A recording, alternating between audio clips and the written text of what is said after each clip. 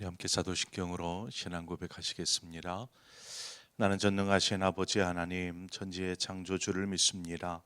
나는 그의 유일하신 아들 우리 주 예수 그리스도를 믿습니다. 그는 성령으로 잉태되어 동정녀 마리아에게서 나시고 본디오 빌라도에게 고난을 받아 십자가에 못 박혀 죽으시고 장사된 지 사흘 만에 죽은 자 가운데서 다시 살아나셨으며 하늘에 오르시어 전능하신 아버지 하나님 우편에 앉아 계시다가 거기로부터 살아있는 자와 죽은 자를 심판하러 오십니다. 나는 성령을 믿으며 거룩한 공교회와 성도의 교제와 죄를 용서받는 것과 몸의 부활과 영생을 믿습니다. 아멘. 우리 함께 찬송가 375장 함께 찬송하도록 하겠습니다. 찬송가 375장입니다. 나는 갈 길을 모르니 주여 인도하소서. 함께 찬송하겠습니다.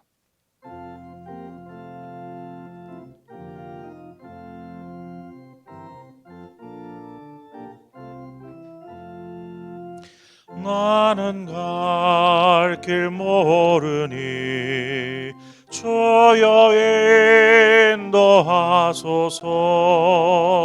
어디 가야 좋을지 나를 인도하소서.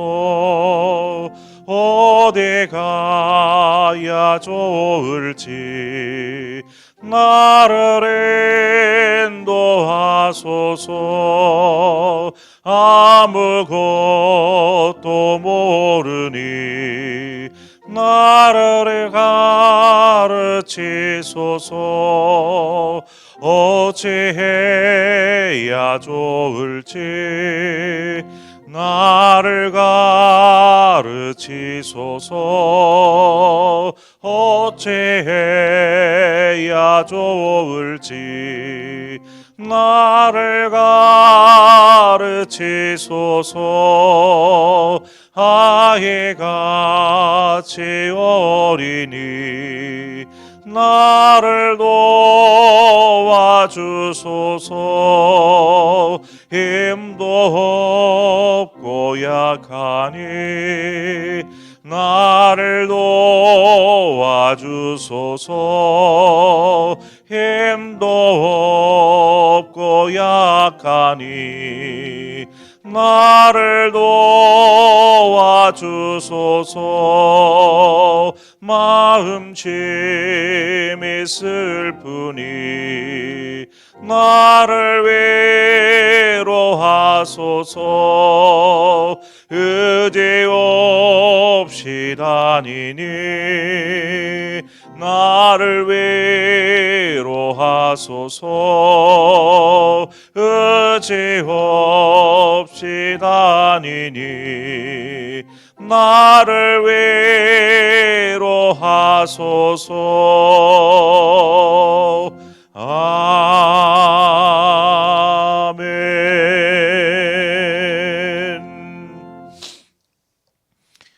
하나님 말씀 보겠습니다. 시편 7편입니다. 시편 7편 1절에서 5절의 말씀 우리 한 절씩 교독해서 보도록 하겠습니다. 시편 7편 1절에서 5절의 말씀입니다. 여호와 내 하나님이여, 내가 주께 피하오니 나를 쫓아오는 모든 자들에게서 나를 구원하여 내소서.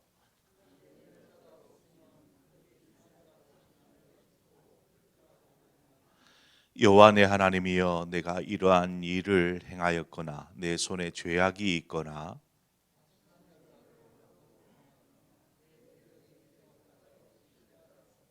함께 읽습니다. 원수가 나의 영혼을 쫓아 잡아 내 생명을 땅에 짓밟게 하고 내 영광을 먼지 속에 살게 하소서. 아멘. 시편을 보다 보면 오늘 여기 7편 옆에 다른 색깔의 글씨로 뭔가가 이렇게 적혀 있죠. 7편 옆에 보니까 다윗의 시가연 베냐민인 구시의 말에 따라 여호와께 드린 노래라고 적혀 있습니다. 이것은 초대교회 이후에 적혀진 그 내용입니다. 이렇게 적혀진 거는 오늘 본문에도 이렇게 내용이 나와 있는데 보통 그 장의 어떤 주제와 있거나 아니면 상황에 관련된 내용을 이렇게 적어 놓는 경우가 있습니다. 또 시편에는 생소한 단어들이 종종 나오는데 거기에도 시가요이라는 들어본 적이 없는 것 같은데 라는 그러한 단어들이 나옵니다. 8장에 보면 깃딧이라는 말이 또 나오고요. 9장에 보면 문하벤이라는 말들이 나와요. 이러한 우리가 전혀 들어봄직하지 못한 단어들이 이렇게 등장을 합니다. 이러한 단어들은 어떠한 단어냐면 음악 용어입니다. 음악 용어.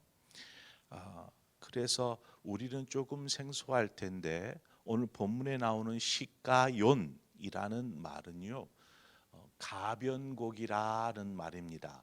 가변곡 무슨 말이냐면 가사가 변했다라는 것입니다. 노래의 가사가 바뀌었다라는 것이죠. 우리가 잘 아는 것처럼 시편은 예배 때에 초대교회 예배 중에 불려졌습니다. 찬송으로 불려졌습니다. 이렇게 노래를 부르다가 이제 1절이 끝나면 2절이 돼야 되잖아요. 그죠? 그와 같이 절이 바뀌었을 때에 가사의 내용도 바꿔지잖아요. 이렇게 바뀌어지는 것을 말하는 것입니다. 내용이 달라지고 가사가 바뀌고 이것이 바로 이 시가요이라는 말입니다. 그러니까 오늘 본문 7장은요, 가다가 중간에 내용이 바뀝니다. 그래서 1절부터 오늘 본문 5절까지의 내용과 6절부터 마지막 17절까지의 내용이 좀 다릅니다. 그러니까 절이 바뀌었다라고 말할 수 있는 것이죠. 제가 앞전에 셀라라는 말의 의미를 여러분에게 말씀을 드렸습니다. 기억나십니까? 성경에 오늘도 셀라라는 말이 5절 마지막에 가로에서 셀라 나오지 않았습니까? 셀라라는 말이 무슨 말이었죠?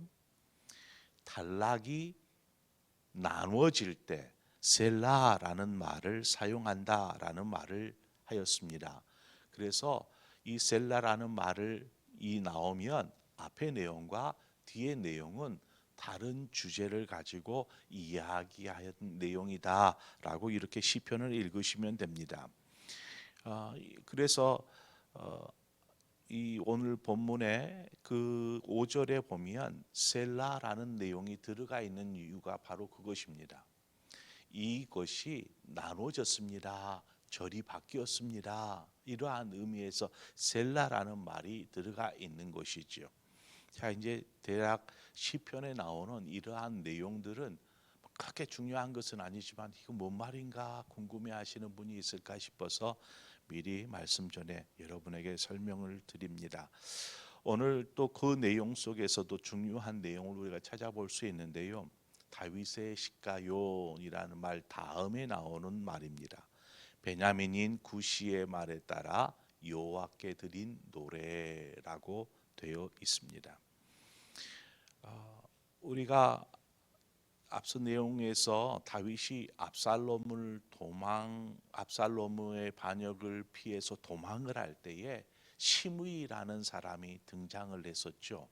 시므이라는 사람이 이 돌을 던지고 먼지를 날리면서 다윗을 저주하고 이렇게 했었던 이 시므이라는 사람에 대해서 우리가 말씀을 드렸는데 7편 옆에 나와 있는 베냐민인 구시라는 사람이 이 사람이 어떠한 사람인가? 성경에는요 구시라는 이름으로 기록된 내용이 아무것도 없습니다.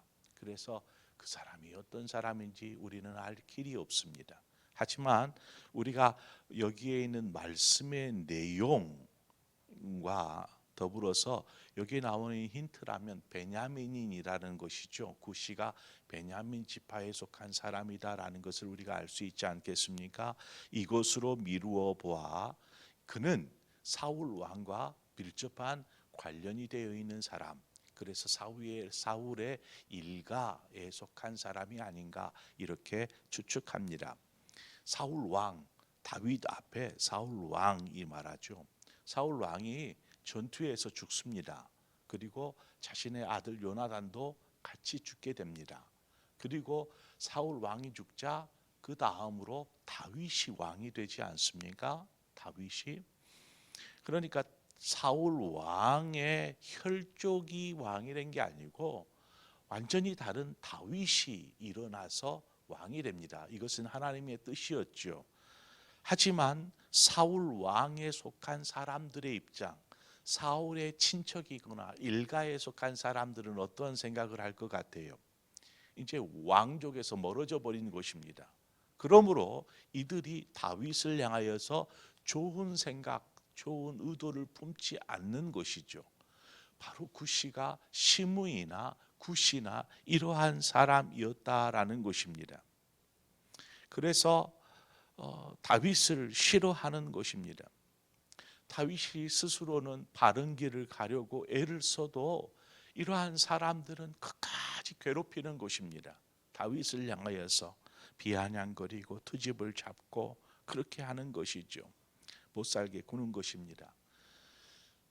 시므이나 오늘 여기에 나오는 구시나 이들 안에 분명히 내면의 상처가 있는 것이죠. 이 내면의 상처나 아픔이 분명히 있는데 이 상처와 아픔을 표현하는 방법이 지금 잘못된 것입니다. 그들은 자신 안에 그러한 상처를 다윗을 향하여서 어떻게 합니까? 오늘 본문의 말씀과 같이 2절의 말씀과 같이 성난 사자와 같이 달려들어서 찢고 뜯는 그러한 일들을 행하고 있는 것입니다. 다윗을 향하여서. 사람에게는 내면에 상처들이 있어요. 이 상처들, 이것은 오래 어렸을 적부터 계속 쌓여 있는 상처일 수도 있고요. 아니면 최근에 어떤 사건이나 일로 인하여서 얻은 상처일 수 있어요. 이 상처를 이렇게 소화해내지 못하고 이것은 이제 다른 사람을 공격하는 것으로 아니면 자신에게 상처를 준 사람을 공격하는 것으로 이 상처를 대신 표현하는 것입니다. 표현하는 것. 그런데 그 표현하는 방법이 지금 잘못되어 있는 것이지요. 그들은 이 다윗에게 자신의 그 상처들을 잘못된 표현 방법으로 표현하고 있는 것입니다.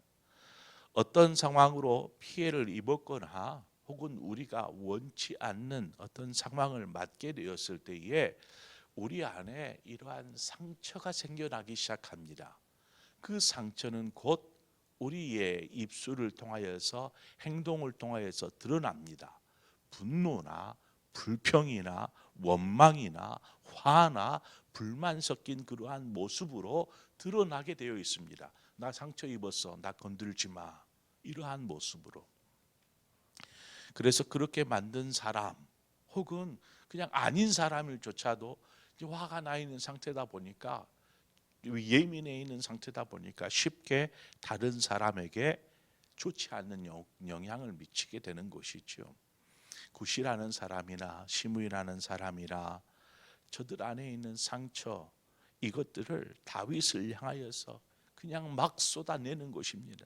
조롱하고 비난하고 막 그렇게 하는 것이죠. 직접적으로 다윗에게 유해를 가하지는 아니할지라도 그냥 말로써 그냥 막 이야기하는 것입니다. 여러분 때로는요 어떤 유해를 가하는 것보다 말 한마디가 돌을 하나 던지는 것보다 더 큰 위력을 발휘할 때가 있습니다. 그래서 던져진 말 한마디로 상대방은 상처를 받고 의욕을 상실하고 평화롭던 관계가 완전히 깨져버리는 경우들을 우리는 우리가 갈등하는 관계 속에서 쉽게 보게 되지 않습니까? 속담 가운데 무심코 던진 돌에 개구리가 맞아 죽는다라는 그러한 말이 있습니다. 이것이 말 한마디가 갖는 위력의 크기입니다. 우리의 입술을 잘 다스려야 합니다. 우리의 입술을 내가 화가 나서 내가 분노한다고 내가 내 내면에 상처가 있다고 해서 이것을 잘 다스리지 못하고 엉뚱한 방법으로 던졌을 때에 상처받는 사람이 나오는 것이죠. 오늘 본문의 다윗이 바로 그러한 사람이었습니다. 이 나오는 이 사람 구시로 인하여서 다윗이 상처를 받습니다. 잘 모르는 사람인데 다윗 자신의 가문의 사울 왕에 속한 사람이다라고 하여서 자신을 향하여서 계속해서 공격하는 것이죠. 1절 말씀에 보니까 여호와 내 하나님이여 내가 주께 피하오니 나를 쫓아오는 모든 자들에게서 나를 구원하여 내소서. 다윗에게는 시므이나 구시 그 외에도 다윗을 공격하는 많은 사람이 있었다라는 것입니다. 그래서 다윗이 이러한 때에 다윗 내면에도 상처가 생기지 않겠어요? 이러한 공격을 받으니까 불만 없었겠어요? 화는 안 일어날까요? 왕인데 군사들을 데리고 그냥 싹 휩쓸어 버릴 수도 있는 그러한 위치에 있는 사람인데 그가 어떻게 해요? 하나님께 구합니다. 하나님, 내 주변에 왜 이렇게 적들이 많은지 내가 어떻게 해야 돼요?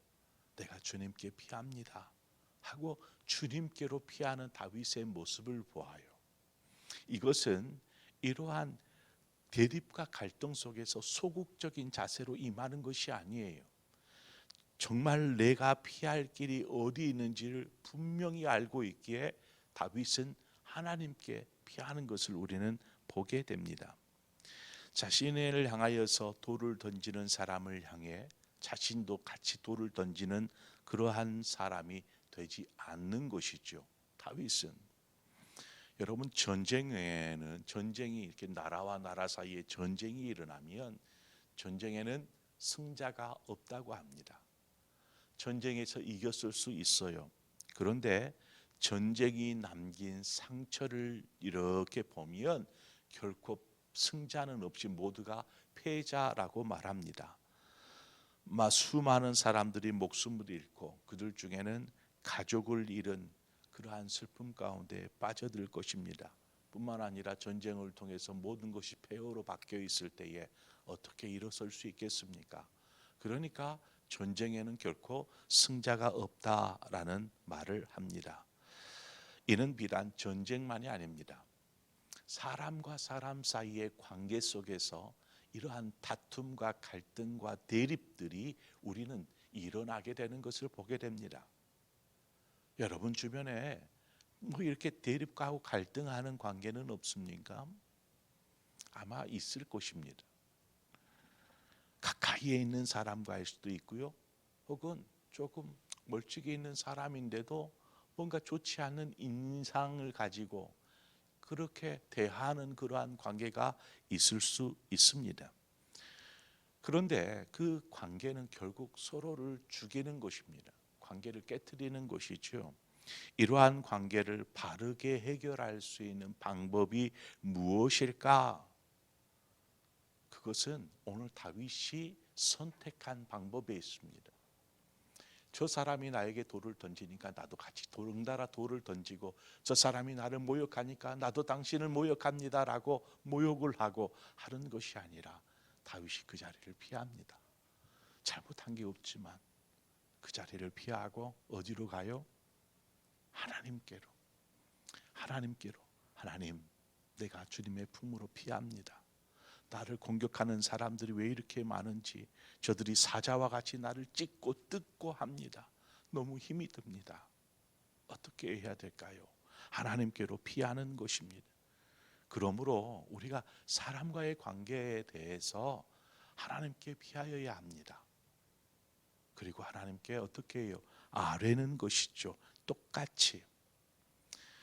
여기서 우리가 유념할 것은 4절 5절의 말씀과 같이 다윗은 무조건 하나님께 피하지 않았어요.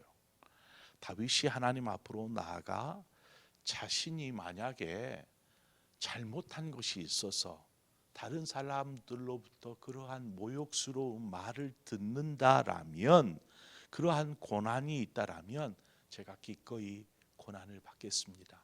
그것은 내가 잘못했기에, 내가 저 사람에게 상처를 줬으니까 내가 받는 것은 당연합니다. 이렇게 고백을 해요. 하지만 잘못한 것이 없으면 어떻게 해야 돼요? 그때는 하나님께서 나의 보호자가 되어주시고 나의 피난처가 되어주시고 이 상황을 회복시켜 주옵소서, 이렇게 나가더라는 것이죠. 여러분, 멋진 다윗의 모습을 보지 않습니까? 우리 역시 조금 관계 속에서 어그러짐, 갈등, 대립이 있을 수 있지만 이것들을 풀어나가는 방법은 같이 싸우는 것이 아니고, 그럼 결국 둘 다 패자가 되니까 여호와께 피하는 것입니다. 그것이 내가 설령 잘못해서 그럴 수도 있고요, 내가 잘못한 것이 없을 수도 있어요. 그래도 하나님께로 피하는 것이죠. 그리고 하나님께 하려는 것입니다. 하나님, 내 상황이 이렇습니다.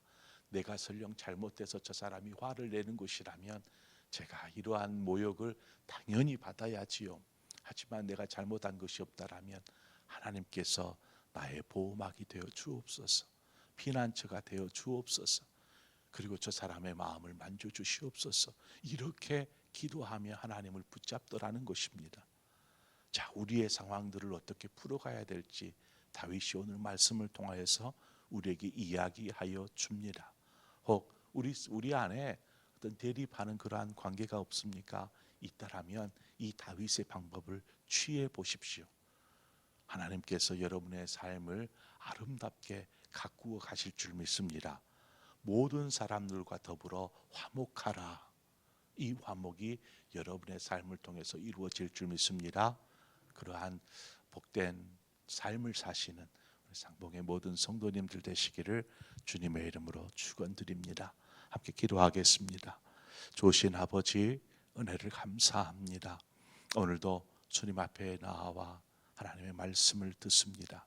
오늘 이 시간 주신 말씀을 통하여서 내 삶에 적용해야 될 것이 없는지, 그것이 있다라면 그 말씀에 순종하여서 그 말씀대로 살아갈 때에 우리의 삶의 모든 관계들이 회복되어질 줄 믿습니다.